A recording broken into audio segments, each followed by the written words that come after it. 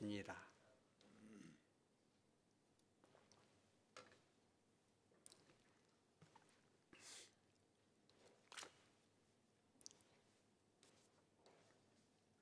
또 그의 종 다윗을 택하시되 양의 우리에서 취하시며 젖 양을 지키는 중에서 그를 이끌어내사 그의 백성인 야곱 그의 소유인 이스라엘을 기르게 하셨더니. 다 같이 합니다.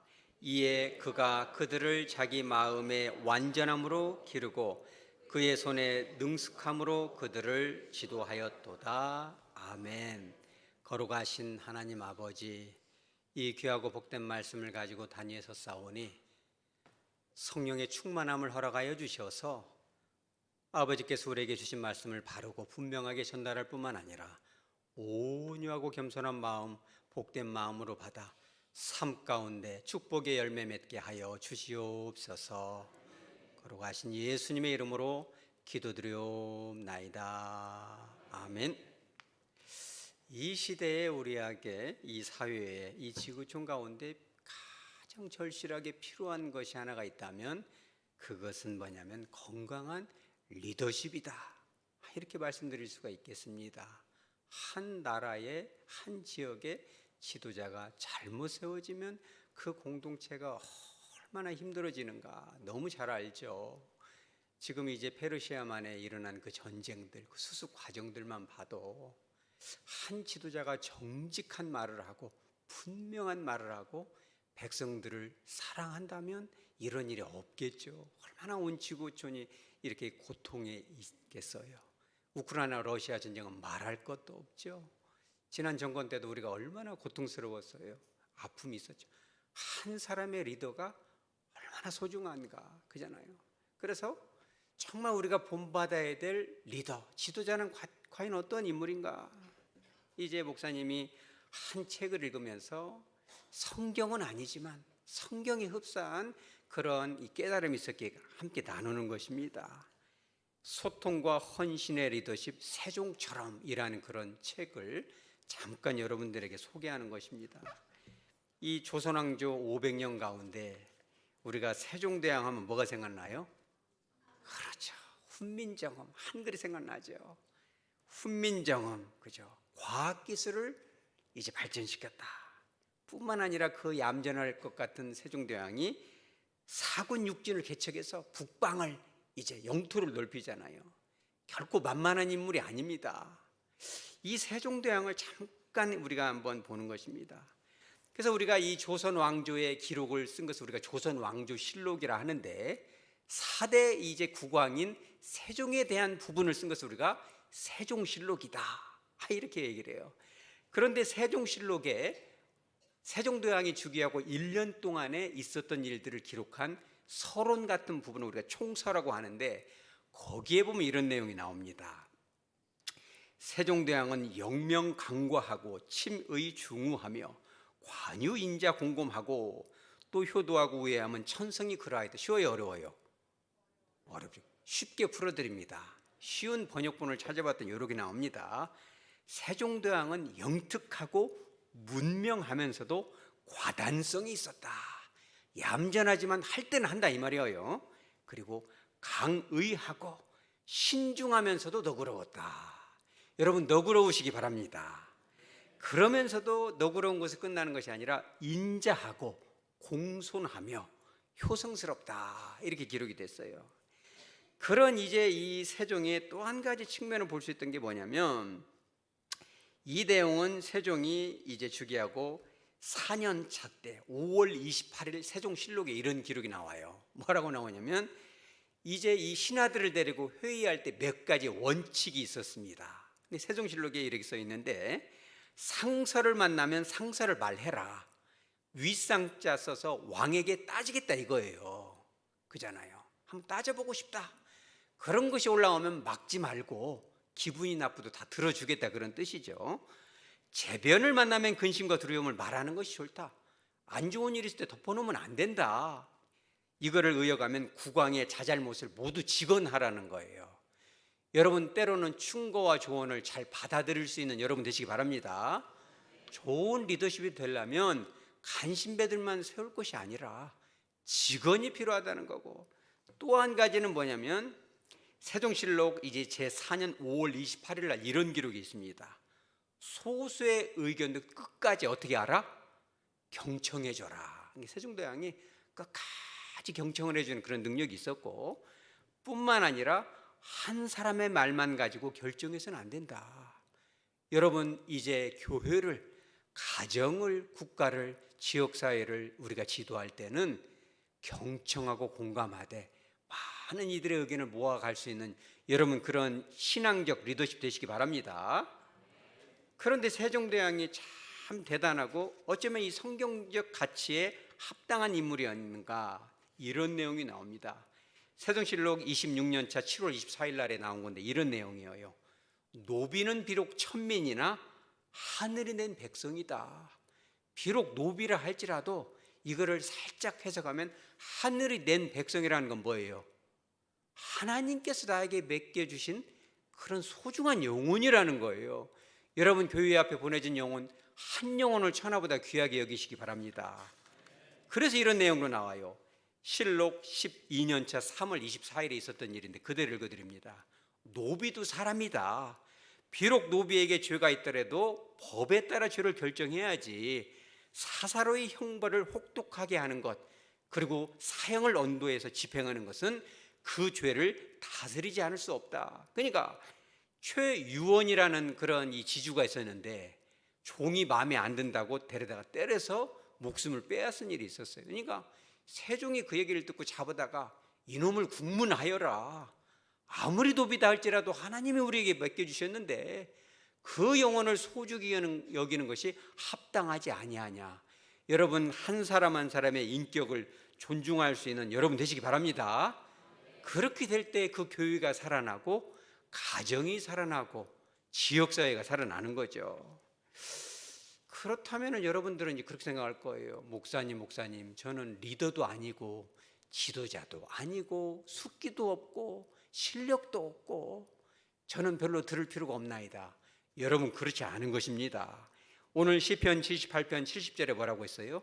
또 그의 종 다윗을 택하시되, 다윗을 하나님께서 어디서 취하셨어요?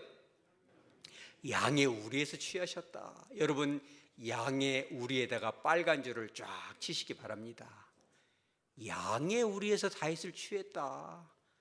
그죠? 71절에 그의 백성 야곱, 그의 소유인 이스라엘을 다윗으로 하여금 양육할 수 있도록 맡겨주셨는데, 다윗이 사실 사울 왕의 그런 그 충성된 신하이자 사위이고 골리앗을 때려서 죽인 어마어마한 대장군이었을 때 하나님이 다윗을 부른 것이 아니었다는 거예요.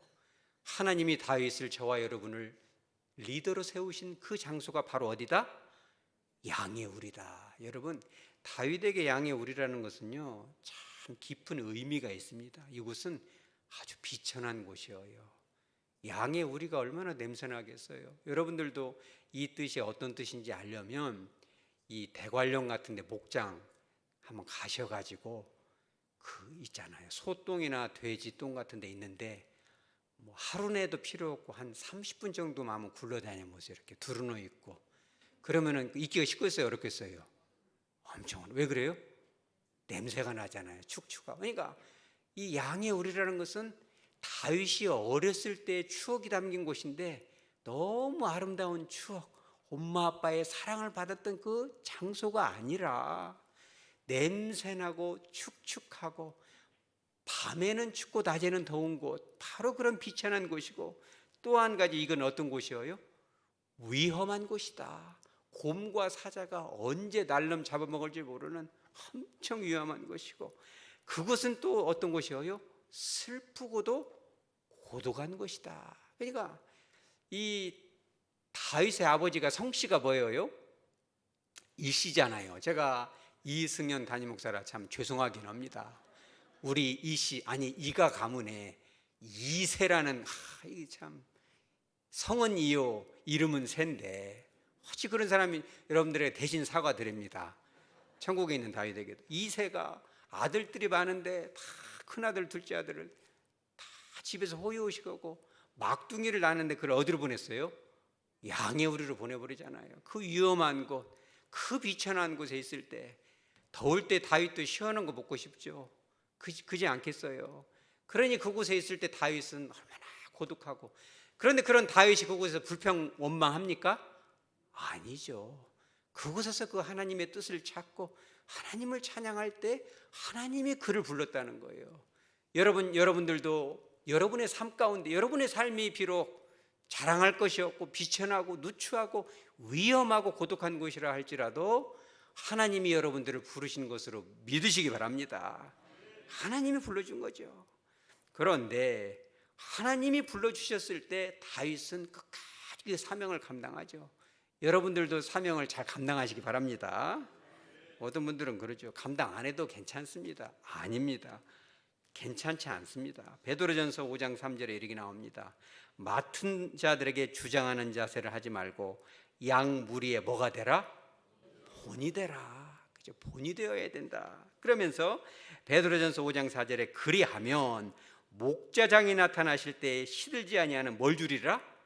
영광의 관을 얻으리라. 목자장은 누구예요? 예수님. 목자는 누구예요? 저와 여러분이에요. 목사님 저는 목자가 아닌데요. 아니요.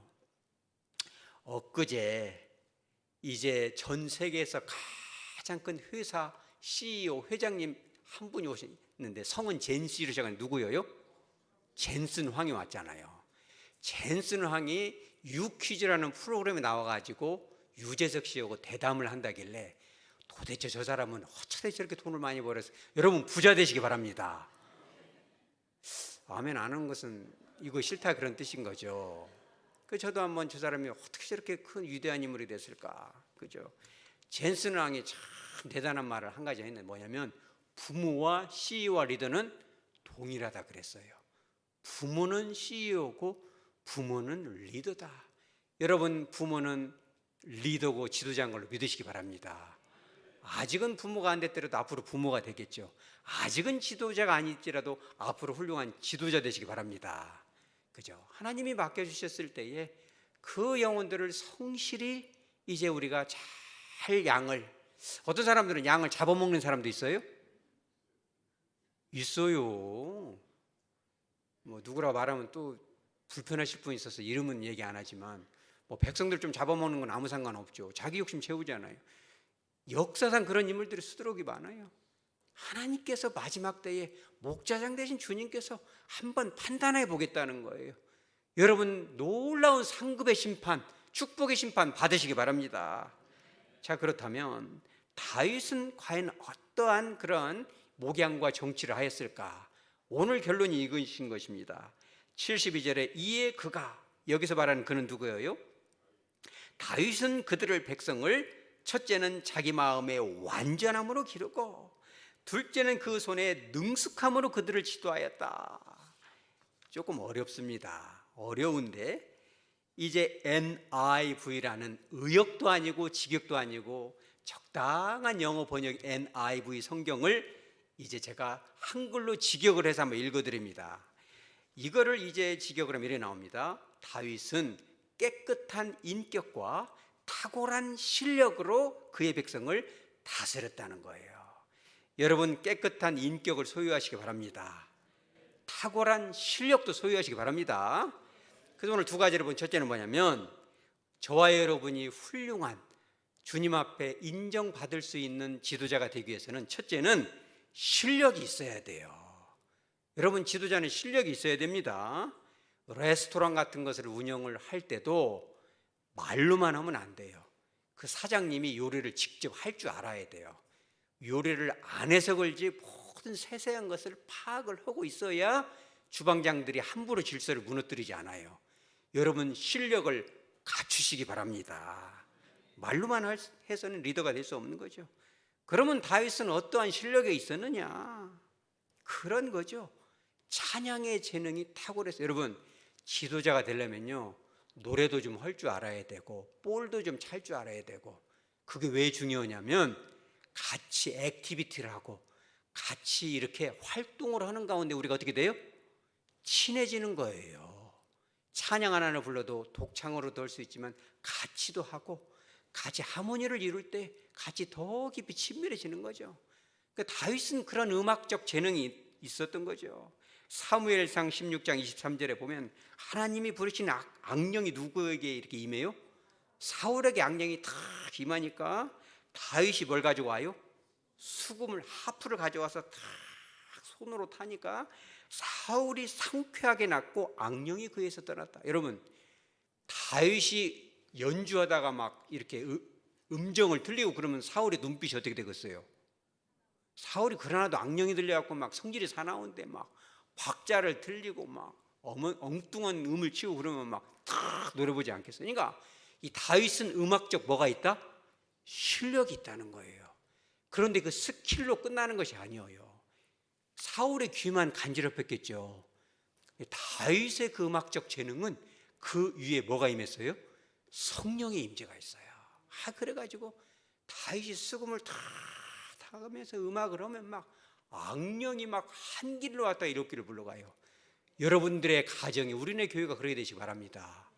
걱정과 근심이 왔다가도 찬양 안 하면 막 확 물러가고, 마음이 우울했다가도 같이 탁구도 치고 축구도 하고 산에도 가고 등산도 할 때 막 마음의 기쁨이 확 임하는 거죠. 여러분, 그런 은혜 있으시기 바랍니다. 그게 진정한 실력이라는 거예요. 할 줄 알아야죠. 못하면 배워서라도 해야 되는 겁니다. 또 한 가지 그 실력은 무엇이냐? 탁월한 실력이죠. 우리 따라서죠. 문제 해결 능력. 여러분, 문제 해결 능력을 소유하시기 바랍니다. 문제가 있으면 반드시 푸는 해법이 있는 거예요. 이 시대가 참 안타까운 건 뭐냐면, 문제가 공동체 가운데 세워지면 이걸 어떻게 해야 돼요? 해결을 해야죠.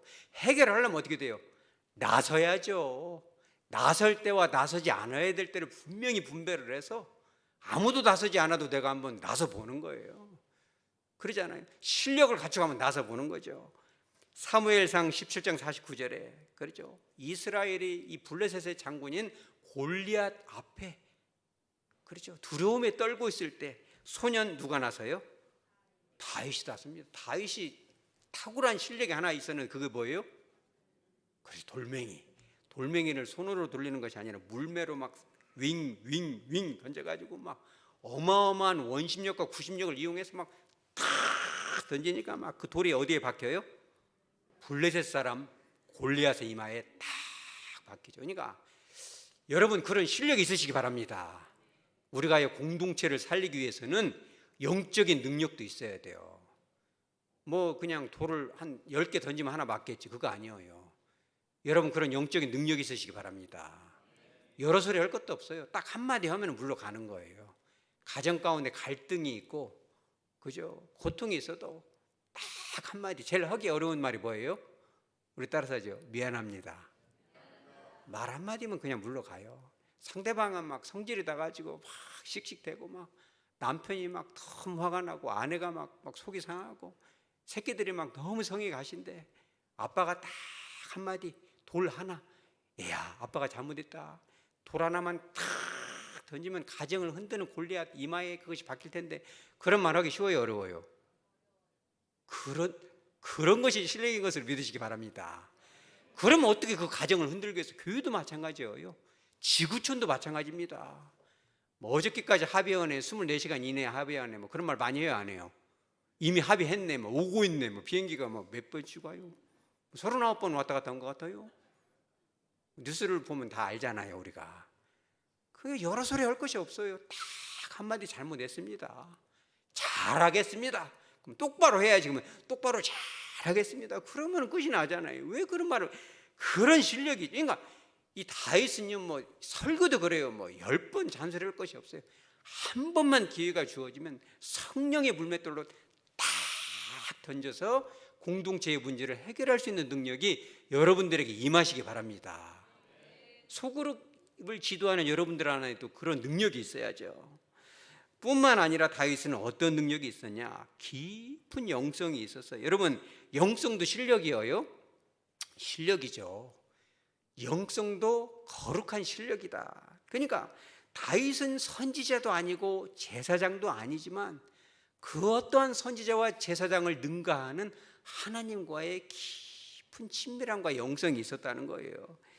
그러니 이제 이 사무엘하 5장 22절에 보면 블레셋 사람들이 참 성가시게 많이 했어요, 이스라엘 사람들을. 그러니까 거기에 보면 골짜기에 가득한지라 이 블레셋 사람들이 막 몰려왔는데 이 다윗이 그걸 보고 이걸 어떻게 할거나 23절에 다윗이 여호와께 어떻게 합니까? 여쭈어 이르시되. 여러분, 문제가 있을 때 하나님께 여쭈시기 바랍니다. 그런데 우리는 기도하면 하나님의 음성을 잘 듣지 못했지만 다윗은 하나님과 얼마나 친밀한 교제가 이런 것은요 웬만한 선지자들 못하는 거예요. 그러니까 여호와께 다윗이 여쭈었을 때 5가지로 하나님께서 말씀하시는데 기가 막혀요. 여러분, 이것도 줄 쳐놓으시기 바랍니다. 첫째는 올라가지 마라. 블레셋 사람에게로 가지 마라. 둘째는 그들 뒤로 삥 돌아라. 정면 승부를 하지 말고 뒤로 돌아가라. 셋째는 뽕나무 숲을 맞은편에서 그들을 기습해라. 기습을 하되 위치까지도 지정을 해주고, 네 번째는 뭐라고 하냐면 그 때를 알려줍니다. 뽕나무 꼭대기에서 걸음 걷는 소리가 들리거든 그때 공격해라. 5번째가 뭐냐? 바로 그때 여호와께서 너보다 더 먼저 기습을 하겠다. 할렐루야. 여러분, 그런 정도의 영성이 있으시기 바랍니다. 어떤 공동체 가운데, 가정 가운데, 교회 가운데 문제가 생겼을 때 여러분 실력을 갖추시기 바랍니다. 하나님의 음성을 들을 수 있어야죠. 이게 뭐인가 구별을 못하면 안 되잖아요. 그러면 그 가정이 얼마나 시끄럽고 교회가 시끄럽겠어요. 여러분, 그와 같은 기쁜 영적인 실력을 갖추시기 바랍니다. 다윗은 탁월한 실력으로 이제 이스라엘 백성을 목양하였다. 그럼 두 번째는 뭐냐? 우리 따라서 합니다. 깨끗한 인격.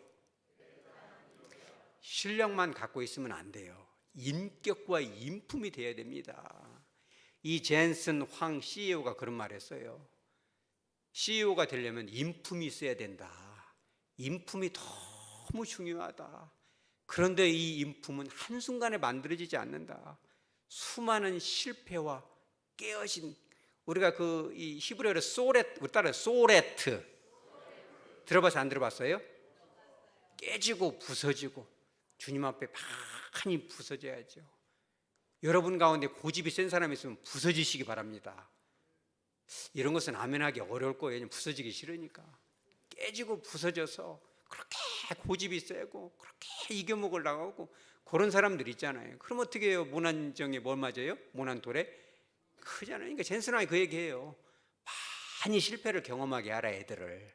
젠슨 왕이 어떻게 그렇게 성경적 가치를 배웠을까 보니까 어렸을 때 6살에 이민을 왔는데 어디 학교를 다녀요? 침례교회에서 운영한 학교를 다녀요. 성경적인 가치를 배웁니다. 여러분, 탁월한 실력과 함께 깨끗한 인격을 소유하시기 바랍니다. 그러니까 깨끗한 인격을 이 다윗이 소유했는데 그 증거가 어디가 나오냐면 사무엘상 17장 34절이 다윗이 사울에게 말해요. 이 장면은 뭐냐? 블레셋의 대장군 골리앗이 왔을 때 모든 사람들이 떨고 있을 때 소년 다윗이 사울에게 와서 내가 한번 싸워보겠다 하면서 했던 말이에요. 주의 종의 아버지의 양을 지킬 때 뭐가 와요? 사자와 곰이 와서 양떼에서 새끼를 물어가면 내가 따라가서 그것을 치고 그 입에서 새끼를 건져냈다. 여러분 봐요. 형들은 다 집에서 쉬고 나는 그 누추하고 위험하고 쓸쓸하고 고독한 곳에 있는데 사자와 곰이 오면은 여러분 원망이 나와요? 불평이 나와요? 여러분 같았으면 막 무섭기도 하고 막 나를 왜 여기다 데려다 놨을까? 우리 엄마는 나를 뭐 죽어도 된다고 생각하는가벼? 막 이러면서.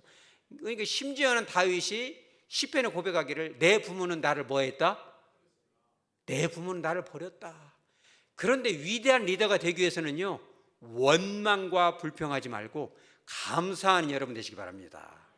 다윗은 거기서 원망한 것이 아니라 감사하고 아버지 이새가 나한테 맡겨준 것이 아니라 하나님께서 맡겨주신 것이다 생각하고 양 한 마리라도 어떻게든지 그걸 구해내려고 사자 입을 벌려서 새끼 양을 찾아내잖아요. 그런 것을 다 하나님이 보고 계셨다는 거죠. 또 한 가지는 뭐냐면 사무엘하 1장 12절에 사울과 그의 아들 요나단과 여호와의 백성 이스라엘 족속이 칼의 죽음으로 말미암아. 이 칼은 누구의 칼이에요? 블레셋 사람들이 쳐들어와 가지고 다윗의 가장 큰 원수가 하나 있어서 그게 누구예요? 사울 왕이에요. 어찌 보면 장인 영감인데 장인어른이 그렇게 자기를 죽이려고, 아니 사위도 아들이에요, 아들 아니에요? 여러분 사위한테 좀 상처가 있으신 모양입니다. 주님의 은혜가 임하시기 바랍니다. 그리고 사위를 아직 안 됐으면 좋은 사위를 만나시기 바랍니다. 그러니까 사위도 좀 아들인 것 같은데, 아닐 수도 있겠지만 사위도 아들인데 그렇게 그 다윗을 죽이려고 그냥 십수년을 쫓아다니고 막 특공대를 뽑고 막 이러잖아요. 그러니까 그렇게 도망다니다가 막 이방 민족까지 가서 막 침도 흘리고, 침을 안 흘리면 죽게 생겼으니까 막 낙서를 하고 막 미친놈이 부족해서 여기다 데려다 놨느냐 이런 소리 들어가면서 살잖아요. 그러니 그런 사울왕이 죽었을 때 여러분 같은 마음이 어땠을 것 같아요? 시원하지. 아이고 저 영감 언제 데려가나 했더니 이럴 거 아니에요. 그런데 다윗이 했던 행동이 뭐예요? 저녁 때까지 어떻게 하였다? 슬퍼하며 울며 금식하였다. 참 그잖아요. 그러니까 이 다윗은 그래도 우리 장인어른이 아니신가. 그리고 하나님이 기름 부어 세운 종인데 그렇게 슬퍼하면서, 여러분 우리 그잖아요. 저도 여러분도 마찬가지죠. 어떤 일을 하다가 내 마음대로 안 되고 이렇게 했는데 안 따라주고 그러면 기분이 좋아요, 안 좋아요? 굉장히 안 좋죠. 내 뜻대로 좀 탁탁 진행되고 이거 하나님 뜻 같은데 안 되고 그러면 성이 가시고 막 좀 미운 생각도 들고, 그래요? 잘 되는 거 한번 볼까? 이런 마음 들잖아요. 그런데 다윗에는 그런 마음이 있어요, 없어요? 없죠. 여러분 자비로운 마음이 임하시기 바랍니다. 너그러운 마음이 임하시기 바랍니다. 하나님의 인자하심이 여러분의 성품이 되시기 바랍니다. 그잖아요. 원수에게도 자비가 임하기를, 내 마음에 맞고 안 맞고를 떠나서 어려운 일이 있을 때 그를 위해서 기도해 줄 수 있는 그런 마음, 그런 마음이 있는 사람이 리더가 되시기 바랍니다.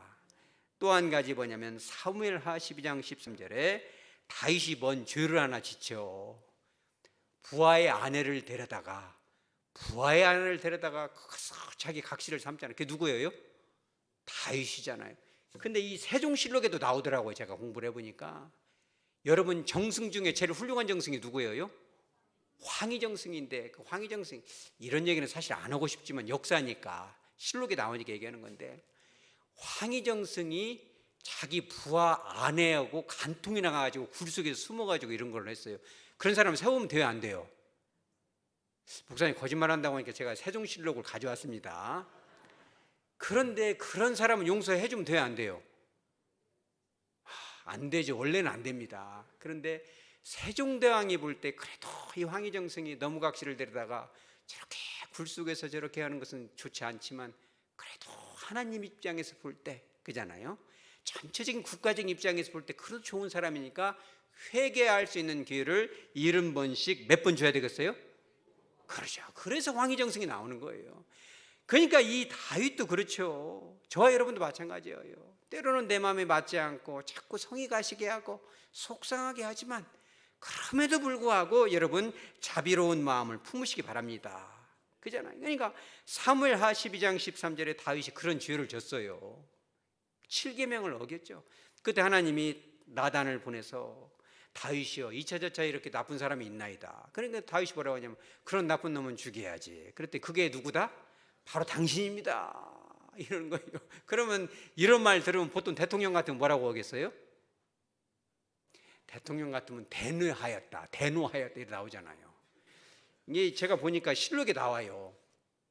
대노하였다와 그냥 노하였다가 있는데, 영조 같은 경우는 90몇 번을 극대노하였다 이렇게 나와요.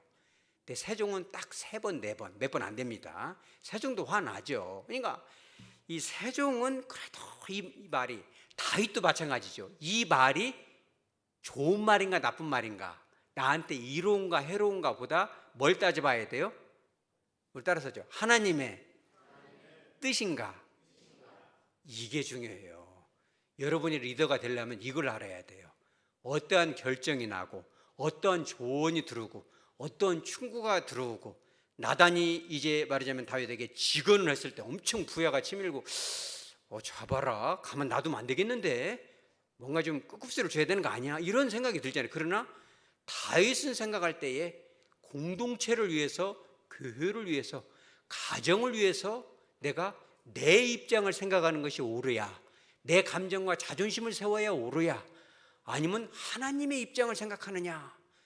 근데 다윗은 누구 편에 서요? 하나님 입장에 서는 거예요. 그러니까 하나님께서 그 인품을 보시고, 그잖아요, 양의 우리에 있었지만 다윗을 통해서 그 나라를 세우잖아요. 여러분, 그런 복받은 여러분들의 가정 되시기 바랍니다. 그와 같은 우리의 교회 되시기 바랍니다. 그잖아요. 탁월한 실력뿐만 아니라 깨끗한 인격, 항상 내 입장도 있지만 하나님의 입장은 무엇인가, 교회의 입장은 무엇인가, 내 자존심도 있지만 어떻게 하는 것이 가정을 살리는 일인가, 그잖아요. 그런 것을 생각하면서 고민하는 거죠. 여러분, 오늘 제가 이 세종 이 실록을 나누면서 참 감동적인 부분이 있어서 이걸 하나 하고 이제 마무리하겠는데, 이런 내용이에요. 참, 우리나라 대한민국에 이런 왕이 있었구나. 여러분, 그런 지도자 되시기 바랍니다. 훈민정음이 이것이 이유가 아니에요. 왜 그러냐면, 이 세종이 뭘 했냐면, 관청의 노비로 있는 여인들이 아기를 낳으면 쉬게 해줘야 안 해요. 노비인데 해주긴 해주는데 며칠 안 해줘요. 세종이 거기까지 바라봐요. 아무리 관청의 노비지만 아기를 낳으면 쉬게 해줘야 되는데 가만 보니까 며칠 안 쉬어요. 그래서 첫째는 100일 정도 산후휴가를 줘라라고 엄히 명령을 해요. 그러고 나서 가만 보니까 안 되겠어요. 그래서 세종실록 제12년 10월 19일에 뭐라고 하냐면, 아기 낳고 나서도 중요하지만 아기 낳기 전 한 달이 중요하다. 이래 가지고 아기 낳기 전 한 달을 더 휴가를 줘요. 그런데 그것도 부족해서 여자가 잘 쉬려면 누구의 도움이 필요해요? 이 시대의 남편들이요, 잘하시기 바랍니다. 우리 남자들만 한번 따라서 하죠. 잘하자. 안 하는 분이 있어서 한번 더 하죠. 똑바로 하자. 여러분, 똑바로 잘하시기 바랍니다. 누가 보고 있어요? 하나님이 보고 있어요. 똑바로 하는가 안 하는가. 목자장이 나타나실 때에, 그죠, 시들지 않은 면류관 주시는 거죠. 그러니까 이 세종이 가만 보니까, 제가 그대로 읽어드립니다. 세종실록 16년 04월 26일 차에 이런 말이 써 있어요. 그 남편에게, 이게 지금 관청 노비예요. 근데 남편도 관청 노비죠. 전혀 휴가를 주지 아니하고 그 전대로 일을 하게 하여 산모를 구원할 수 없게 하고 있으니, 이는 단지 부부로 하여금 서로 구원하게 하는 뜻에 어긋날 뿐만 아니라 이 때문에 간혹 목숨을 잃는 일까지 있었다. 그러니까 남편이 아내를 잘 도와줘야지. 아기를 낳았으니까. 그 남편은 일을 하고 있으니까 여자가 죽는 일이 생긴다는 거예요. 그런데 제가 여기서 이런 뜻, 이 여자 노비를 진실로 가엾게 여겼다. 누가 누구를 가엾게 여겨요? 세종대왕이 그 관청의 노비를 진실로 가엾게 여겼다는 거예요. 그러면서 이 실록에 이렇게 써 있잖아요. 부부로 하여금 서로 어떻게 하였다? 구원하게 한다. 우리 따라서 하죠. 구원하자. 제가 깜짝 놀란 게 뭐냐면, 이 구원하다라는 실록의 기록이 예수 그리스도를 믿어 십자가의 보혈로 구원받는다는 그 구원이더라고. 할렐루야. 하나님께서 이런 일반은총도 주시는구나. 여러분, 아내가 이렇게 힘들고 어려울 때, 고통스러울 때, 아기를 낳았을 때 그 고통으로부터 주님의 사랑과 구원의 은총을 누구를 통해서 맛봐야 되겠어요? 여러분, 남편을 통해서 그런 것을 맛보시기 바랍니다. 역으로 말하자면 남편도 마찬가지죠. 남편도 이제 정년이 돼서 끈 떨어지고 집에 와서 우두커니 있을 때, 야, 너는 밥 3끼 다 먹냐? 3식이냐? 2식이냐? 한 끼만 먹어? 이러면 여러분 돼요, 안 돼요? 안 되시기 바랍니다. 삼시세끼를 먹으려는 생각도 잘못됐죠. 어찌 그 삼시세끼를 다 두려고 그래요? 여자들도 쉬어야지. 양심이 있잖아요. 우리는 신앙 양심이 있잖아요. 2끼만 돌라고 하든지 한 끼만 보고 큰 새끼를 뒤를 졸래졸래 따라다니면서 오늘 뭐 줄 테요? 점심 뭐 줄 테요? 뭐 빚쟁이에요? 그지만 또 입장을 바꾸면 여자 입장에서는 그래도 그 남편의 그 이제 모든 깃털이 빠지고 공작새 같은 남편의 모든 명예가 떨어졌을 때 졸래졸래 따라다닌다고 이렇게 꾸지람을 한다거나 그러지 말고 여러분 구원하시기 바랍니다. 세종대왕은 서로서로 구원해라. 교회에서도 서로서로 구원해주고 가정에서 구원해주고 실력도 있지만 인품이 중요하다. 여러분 사진 하나 보여줍니다. 이거죠. 칼과 칼집이라는 건데 깨끗한 인격은 칼집과 같고 예리한 칼은 탁월한 실력과 같다. 여러분, 예리한 칼과 같은 실력이 있을지라도 칼집이 없으면 어떻게 돼요? 사람들을 다치게 해요. 아프게 합니다. 그러니 아무리 실력이 탁월해도 사람들의 마음을 다치게 하는 일은 여러분 하지 마시기 바랍니다. 또 한 가지 뭐냐? 다시 사진 보여주시면, 칼집이 예뻐요, 안 예뻐요? 예쁘죠. 문양도 새겨져 있잖아요. 칼집이 아무리 예쁘다 하더라도 칼이 없으면 이것이 실력이 있어요, 없어요? 실력이 없죠. 칼도 있고 칼집도 있고, 그죠? 깨끗한 인격이라는 칼집과 탁월한 실력이라는 칼을 겸비해서 우리가 사랑으로, 인품으로 자녀들을, 남편과 아내를, 성도들을 잘 품고 어떠한 결정을 할 적에 기분이 좋은 것이냐 나쁜 것이냐, 나한테 이롭냐 해롭냐를 떠나서 어떻게 하는 것이 하나님의 뜻인가까지 우리가 판단할 수 있을 때 하나님께서 믿고 맡길 수 있는, 그잖아요. 그러한 일꾼이 되는 거예요. 세종이 참 이런 말도 얻으면요, 믿고 맡기면 의심하지 말라. 둘째, 의심 가면 처음부터 맡기지 말라, 이런 말도 해요. 하나님께서 의심 없이 맡길 수 있는 여러분 지도자 되시기 바랍니다. 그러한 훌륭한 지도자들을 통하여 가정이 회복되고, 구역이 치유되고, 교회가 부흥되고, 지역사회와 지구촌이 예수 그리스도 은혜로 말미암아 부흥되고 치유되는 역사가 우리 이 교회, 우리 교회로부터 시작되어지기를 주 예수 이름으로 축복합니다. 아멘. 다 같이 찬송가 313장 부르십니다.